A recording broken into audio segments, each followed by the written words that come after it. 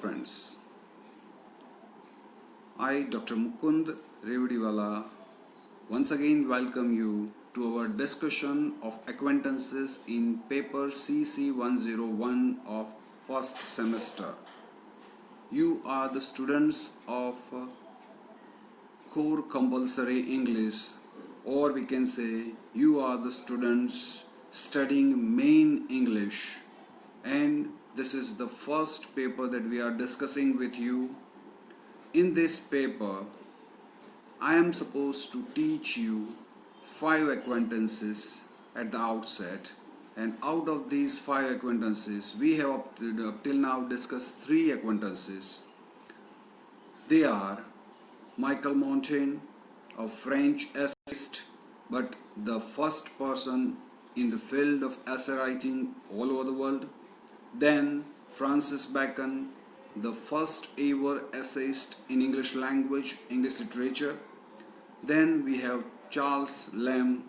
So these are the 3 acquaintances that we have already discussed, and now I would like to proceed with the 4th essayist in the row, and the name of the essayist is William Hazlitt. He is also an English essayist, and I would take you to the slideshow of William Hazlitt so that we can discuss William Hazlitt in detail, and moreover I would present certain pictures related to the life of William Hazlitt, so it will give you a better understanding. So let's move to the slideshow of William Hazlitt. So here is the first slide of William Hazlitt, and you can see he was born in 1778 and died in 1830. So he hasn't been blessed with a very good long life. But the contribution that William Hazlitt has provided to the English literature is of course noticeable. So he was an English essayist and a critic, was famous for the lucidity and brilliance in both style and content of his essays. So these are the qualities that provide him a special place in the field of essay writing. He is known for his brilliant lucid language style. Lucid means rasprad, game tevi, vanchvi game tevi. So he has written the essays in a lucid style, and when you read the essays of Hazlitt, you always find a sparkle of brilliance. So both his style and content are of course remarkable. Let's move ahead with certain details about William Hazlitt's life and his career. So Hazlitt was born on April 10, 1778, and he was the son of a Unitarian minister in Maidstone, Kent. Kent is a large area of England, and Maidstone is a smaller village in Kent. So this Hazlitt was born to a man with good position. His father was a minister, Unitarian minister, and the word Unitarian relates to the religion. So he spent a short time at the Unitarian Theological Seminary at Hackney, but soon abandoned the ministry to study painting and philosophy. Now this detail gives you some information about the aptitude of this great essayist. First, he was sent to Unitarian Theological Seminary. Now this Unitarian Theological Seminary is a kind of school that offers a master's degree in divinity. તો આ એક એવી સંસ્થા છે કે જેમાં માણસ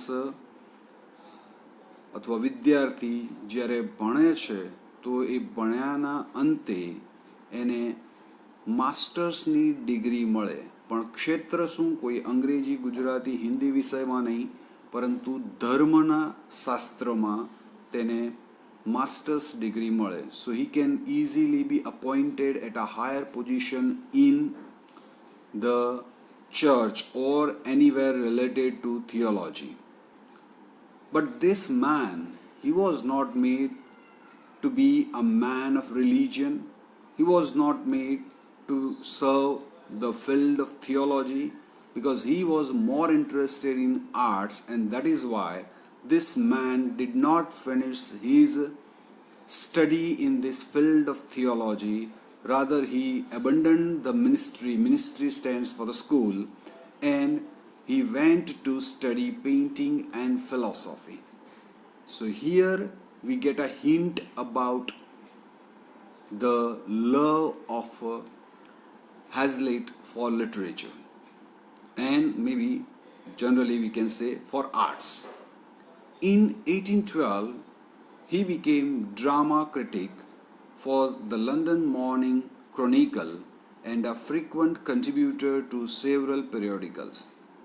So we can say that at the age of around 34-35 years, this man had groomed himself into a critic. He was a critic of drama, and he used to contribute his criticism, his opinions about drama to London Morning Chronicle, and not just the one magazine that he contributed, he was a contributor to several other periodicals as well. So he made a place in the field of criticism. His opinions were taken into consideration, his opinions were read by the public. Now you can have a look at Hazlitt's house. This was the place where Hazlitt was born. By looking at the house, you can easily understand that this is the house of somebody who is maybe belonging to the upper class of the society. And as I told you just a few minutes back, that his father was a Unitarian minister. So the information and the picture go hand in hand. Okay. Now let's talk about the works that Hazlitt has contributed. The works that have made Hazlitt what he is. His first book, The Round Table, that came in the year 1817, and it was a collection of essays from his articles in the Examiner. In the earlier slide, we saw that he used to contribute to London Chronicle, but I also told you that this essayist contributed his opinions, his essays to other periodicals as well. The Examiner was one such periodical. So all the essays contributed to the Examiner by Hazlitt, they were collected into a book. The title of the book was The Round Table, and they got published in 1817. Now this periodical, the Examiner, was owned by his friend and essayist Leigh Hunt. So he had contributed the essays to a periodical, the Examiner, which was owned by his friend.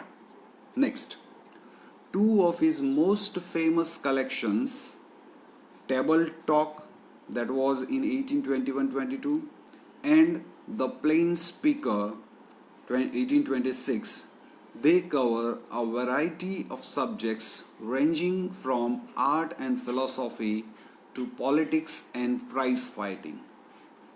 Now, in the first slide, we discussed that the man had variety of content in his essays, and these two books are just the proof of his ability to bring content from different corners of life. He has contributed in the field of art and philosophy. Art and philosophy, okay, they were his prime fields. But apart from art and philosophy, he contributed to politics, and not only politics, even an area like prize fighting. What is prize fighting? Where somebody is rewarded after winning a fight. Now, that prize fighting can be of any type. It can be between two human beings, it can be between two animals or two birds, anything. So, he could write his essays on any of these types, any of these topics, and that is what he has done. His works helped to establish Hazlitt's reputation as the most versatile critic of his day. Naturally, a man who is able to contribute in almost, we can say, every field of life, who can talk about any area of the human life, then he is surely going to be called a versatile person. Versatile means વિવિધલક્ષી વિવિધ ક્ષેત્રમાં પારંગત છે એવો માણસ. તો he was a versatile critic, and he gave his opinions on different fields of life. Let's talk about his social life, his social relations. He was a close friend with several leading literary figures, including Samuel Taylor Coleridge, William Wordsworth, and Charles Lamb. Now, I think all the three names are familiar to you. Charles Lamb we have already discussed. S.T. Coleridge and William Wordsworth, they are considered to be the pioneers of Romantic revival. They contributed a collection of poems named Lyrical Ballads in 1798, and that collection of poems, we can say, announced the beginning of Romantic revival. So these three great people of Romantic revival, they were friends to Hazlitt. It shows that Hazlitt had a very good company. The Spirit of the Age, 1825, his critical masterpiece, contains valuable biographical sketches of these writers and of other contemporary intellectual leaders. So he wrote a book in 1825, and that book was once again a critical masterpiece. But in that book, The Spirit of the Age, he gave certain biographical sketches of his friends, the friends that we mentioned a minute back, and also biographical sketches of some intellectual leaders in the society. So this book was about the great people of the society, great intellectual people of the society. Let's move ahead. Hazlitt collected his lectures and some of his articles in Characters of Shakespeare's Plays, that was in 1817, Lectures on the English Poets, 1818, Views of the English Stage, once again 1818, Essays on the English Comic Writers, 1819, and Dramatic Literature of the Age of Elizabeth, 1821. Now, remember that you are preparing an acquaintance about a writer in a particular age. So, in an acquaintance about a writer, the most important thing that you need to remember is his area of interest, then his noticeable works, and these things are to be presented in your paper. So these are, maybe you are at the initial stage of your career, but this is what you are supposed to study in this core compulsory English.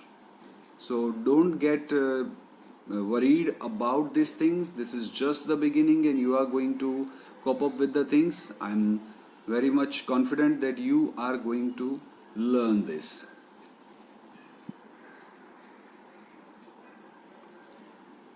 Now, these works established Hazlitt as one of the leading literary critics of the Romantic period and one of the greatest masters of English prose. As we saw the contributions by Hazlitt in the earlier slides, we can easily understand that he was no less than Francis Bacon or Charles Lamb or Michael Montaigne.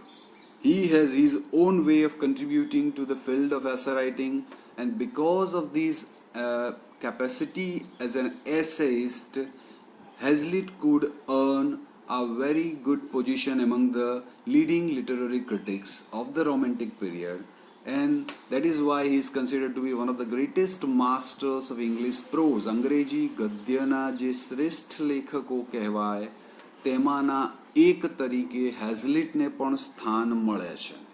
તો આ હેઝલિટની ક્ષમતાના આધારે પ્રાપ્ત થયેલું માન છે.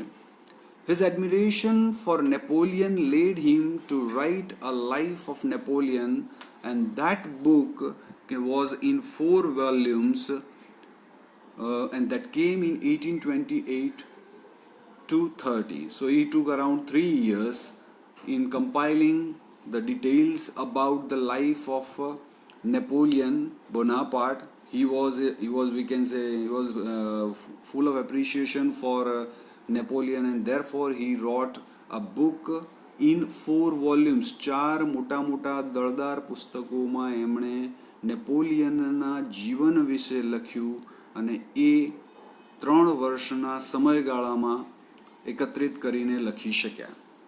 So this is one more noticeable work by William Hazlitt. His smooth, colorful style greatly influenced both his contemporaries and many subsequent writers. So it was not that Hazlitt wrote for himself only. No, his style of writing, his choice of content, and everything about his writing, these were the things that became milestones, became lighthouse for the people who were his followers, for the writers who were his followers. So his smooth style, colorful, by colorful we mean to say that he could write on any topic in the world, greatly influenced both his contemporaries and many subsequent writers. So contemporaries, it is very difficult to impress your contemporaries. Contemporaries means સમકાલીન લોકો, કે સમકાલીન લોકોની વચ્ચે માન મેળવવું અઘરું હોય છે, but this Hazlitt could do that. Even his contemporaries appreciated, admired Hazlitt for his choice of content, for his style of presentation, for his brilliance, everything. And moreover, the new writers, new budding writers also tried to follow Hazlitt for his style, choice of content, etc. Hazlitt died on September 18, 1830 in London. So we can say he lived around life of around 52 years. But Hazlitt has done a noticeable contribution to the field of literature. And this is what we can see, the tomb of Hazlitt. Hazlitt was buried here. You can see the name of Hazlitt on the tomb. Now we are supposed to discuss just one acquaintance in this unit on my side, and that is going to be R.L. Stevenson. We shall talk about R.L. Stevenson in the coming lecture. I hope you have understood the details about William Hazlitt, and as I have told you earlier also, that if you find any kind of problem in understanding any word or anything that I have spoken, then you can straight away call me. My phone number or details about me or all other teachers are available on college website. I hope this has been helpful to you. This is going to be helpful to you, and this will be helpful to you. Okay, thank you.